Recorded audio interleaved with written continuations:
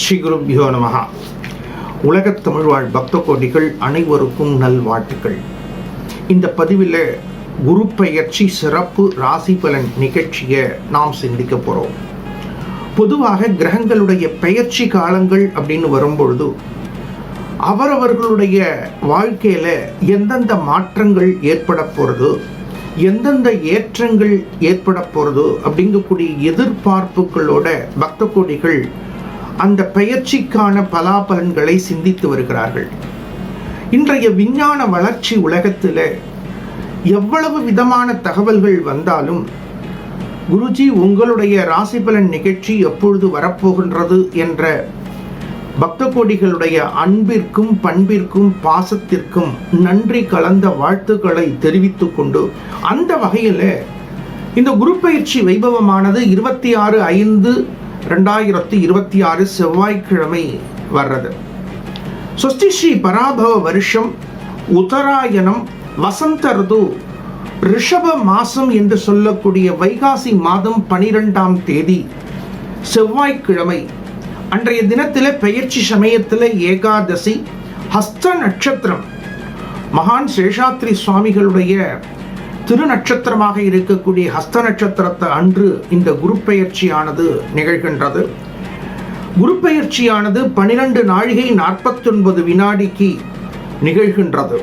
சுமார் காலை 11 மணி 1 நிமிடத்திற்கு புனர்பூச நட்சத்திரம் 3வது பாதம் மிதுன ராசியிலிருந்து புனர்பூச நட்சத்திரம் 4வது பாதம் கடக ராசிக்கு பிரவேசம் ஆகின்றார். இந்த குரு பெயர்ச்சியில பலவிதமான சிறப்புகள் காணப்படுறது.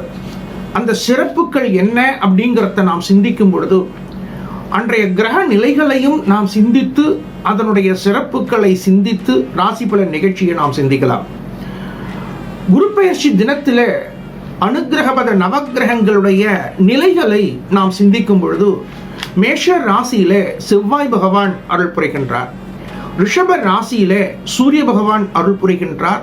அன்று இரவு மிதுன ராசிக்கு புத பகவான் சுக்கிர பகவான் காணப்படுறார். குரு பகவான் மிதுன ராசியில் இருந்து கடக ராசிக்கு பிரவேசம் ஆகின்றார். சிம்ம ராசியிலே கேது பகவான் அருள் புரிகின்றார். சந்திர பகவான் கன்யா ராசியிலே அருள் புரிகின்றார். கும்ப ராசியிலே ராகு பகவான் அருள் புரிகின்றார். மீன ராசியிலே சனீஸ்வர பகவான் அருள் புரிகின்றார். இந்த கிரகப்பெயர்ச்சி தினங்கள்ல இந்த நவ கிரகங்களுடைய இயக்கங்கள்ல ஒரு அருமையான ஜோதிட சூக்ஷ்மம் காணப்படுறது. நவகிரகங்களுடைய நிலைகள் வரிசையாக கும்ப ராசியில் இருந்து கன்யா ராசி வரை ஒவ்வொரு ராசியிலும் ஒரு கிரகங்கள் பிரவேசிக்கின்றன. இவை கிரக மாளிகா யோகம் என்ற அருமையான தத்துவத்தை பக்தர்களுக்கு அனுகிரகம் பண்றா. அனுகிரகம் பண்ணக்கூடிய நவகிரகங்களுடைய பரிபூர்ண கிருபா கடாட்சம் பக்த கோடிகளுக்கு கடந்த காலத்தில் இருக்கக்கூடிய சிரமங்கள், கவலைகள், கட்டங்கள், பயங்கள், லோகம் ரீதியாக இருக்கக்கூடிய தாக்கங்கள் இவைகளிலிருந்து விடுபட்டு அனுகிரகபத நவகிரகங்களுடைய பரிபூர்ண கிருபா கடாட்சம் அனைத்து பக்த கோடிகளுக்கும் அபரிமிதமான அனுகூலத்தையும் வெற்றியையும் கொடுக்க வேண்டும் என்ற தொலைநோக்கு பிரார்த்தனையோடு குரு பெயர்ச்சி பலன்களை நாம் சிந்திப்போம். மேஷ ராசியை சார்ந்த பக்த கோடிகளுக்கு அர்த்தாஷ்டம ஸ்தானத்தில் குரு பகவான் சஞ்சரிக்கின்றார். அர்த்தாஷ்டம ஸ்தானத்தில் குரு பகவான் சஞ்சரிக்கும் பொழுது எதிலும் பொறுமை, நிதானத்தை பின்பற்றுவது நல்லது. தாயினுடைய ஆரோக்கியத்தில் கூடுதல் கவனத்தை சிந்திப்பது நல்லது. குரு பகவானுடைய பார்வை அஷ்டம தசம சயன ஸ்தானங்களில் பதியும் பொழுது எந்தெந்த மாற்றங்கள் ஏற்பட போகின்றது என்பதையும் நாம் விரிவாக சிந்திக்க முடியும். மேஷ ராசியை சார்ந்த பக்த கோடிகளுக்கு தாய் வழி சொந்தங்களோடு வாத பிரதிவாதங்களை முற்றிலுமாக தவிர்ப்பது நல்லது. செலவுகளை திட்டமிட்டு செயல்படுத்த வேண்டிய காலகட்டமாக இந்த காலகட்டங்கள் அமைகின்றது. ரிஷப ராசியை சார்ந்த பக்த கோடிகளுக்கு முயற்சி ஸ்தானத்தை நோக்கி லாபஸ்தானாதிபதி சஞ்சரிப்பது உங்களது தொடர் முயற்சிகள் யாவும் வெற்றி பாதையை நோக்கி பயணிக்கக்கூடிய காலமாக அமைகின்றது. சப்தம பாக்ய லாபஸ்தானங்களில் குரு பகவான் பார்வை பதியும் பொழுது மாற்றங்களையும் ஏற்றங்களையும் பெறக்கூடிய வாய்ப்புகள் நாடி வருவதை சிந்திக்க முடியும். ரிஷப ராசியை சார்ந்த பக்த கொடிகளுக்கு பாக்யாதிபதி லாபஸ்தானத்தில் சஞ்சரிப்பது கூடுதல் அனுகூலத்தை கொடுக்கக்கூடிய காலமாக அமைகின்றது. மிதுன ராசியை சார்ந்த பக்த கொடிகளுக்கு சப்தம தசம ஸ்தானாதிபதி தன வாக்கு குடும்பஸ்தானத்தை நோக்கி பயணிப்பது அருமையான அனுகூலமான கிரக அமைப்பை காட்டுகின்றது. மிதுன ராசியை சார்ந்த பக்த கொடிகள் உங்களது வாழ்க்கையில வசந்தத்தை நோக்கி பயணிக்கக்கூடிய காலமாக அமைந்தாலும் அஷ்டமஸ்தானாதிபதி தசமஸ்தானத்தில் பயணிப்பதினாலே பணியாற்றக்கூடிய இடங்களில் பொறுமை நிதானத்தை பின்பற்றுவது நல்லது. கடக ராசியை சார்ந்த பக்த கொடிகளுக்கு சஷ்டம பாக்யாதிபதி உங்களது ராசியில் கடக்கக்கூடிய அருமையான அமைப்பாக இருந்தாலும் பஞ்சம சப்தம பாக்ய ஸ்தானங்களில் குரு பகவான் பார்வை பதிவது அருமையான மாற்றங்களை கொடுக்க போறது. அபரிமிதமான ஏற்றங்களை பெறக்கூடிய பாக்கியங்களை பெறக்கூடிய காலமாக இந்த காலகட்டம் அமைய போறது. சிம்ம ராசியை சார்ந்த பக்த கொடிகளுக்கு பஞ்சம அஷ்டம ஸ்தானாதிபதி சயனஸ்தானத்தில் சஞ்சரிக்கும் பொழுது செலவுகளை திட்டமிட வேண்டிய காலகட்டமாக காணப்படுகின்றது.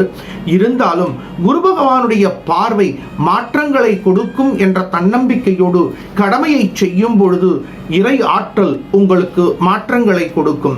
கன்னியா ராசியை சார்ந்த பக்த கொடிகளுக்கு இந்த காலகட்டங்கள் ஒரு பொற்காலமாக அமைய போறது. சதுர் சப்தம ஸ்தானாதிபதி லாபஸ்தானத்தில் அமைவது என்பது உங்களுக்கு 12 ஆண்டுகளுக்கு ஒரு முறை வரக்கூடிய அருமையான வாய்ப்புகளாக காணப்படுகின்றது. இந்த காலகட்டங்களில் உங்களை நாடி வரக்கூடிய பொருளாதார உயர்வுகள் அபரிமிதமான உயர்வை கொடுக்க போறது.